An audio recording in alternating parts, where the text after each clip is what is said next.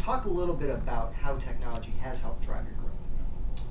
Well, maybe I could describe it for you. When I started with the firm, for every account that we take in, we had a collection card, which was all the information of the debtor, all the information about the client, what the balance was. And on the back of these cards, we start putting notes. And when you fill the back, you staple on another page and fill that one.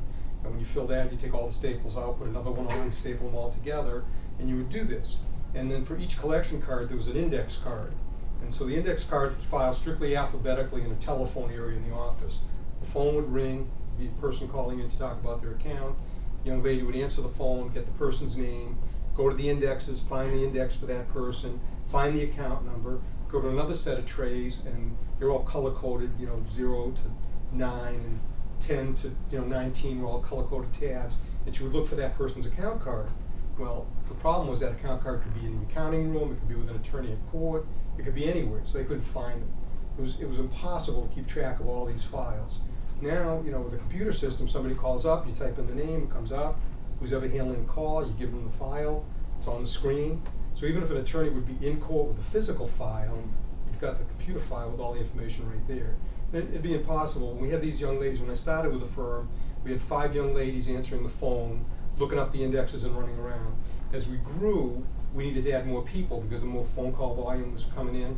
So we had 10 people doing it, and they were tripping on each other. I just physically couldn't do it. And I understand that you had an entire room that was basically just the computer back then, in the early days. When we bought the first computer, we paid $500,000 for it. Again, we had to get our own programming people to start from scratch. When they delivered the computer, it came in on a big dolly, and the delivery company said, "Where's your computer room?" And we looked at them and said, "What are you talking about?"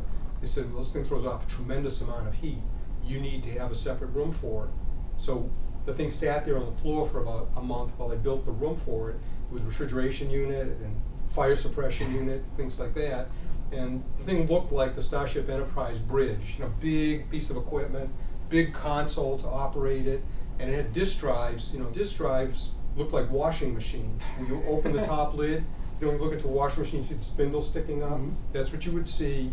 And the discs that you put in there look like the stones just from the curling, that we saw in the Olympics.